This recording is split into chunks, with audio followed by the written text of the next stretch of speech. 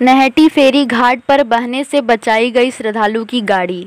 नहटी के बड़ो मां का दर्शन करने बाहर से श्रद्धालु आए थे। उन्होंने अपनी गाड़ियां गंगा के किनारे पार्क कर रखी थी। अचानक आए भड़पा बांध में तीनों गाड़ियां बहने लगी।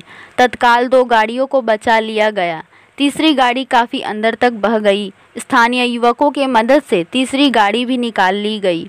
मौके पर पहुंचे नहटी पौरसभा के पौर प्रधान अशोक चटर्जी रेस्क्यू कार्य की निगरानी किए। वह बोले कि शहर का चेयरमैन होने के नाते नागरिकों को सुरक्षा देना मेरा कर्तव्य है।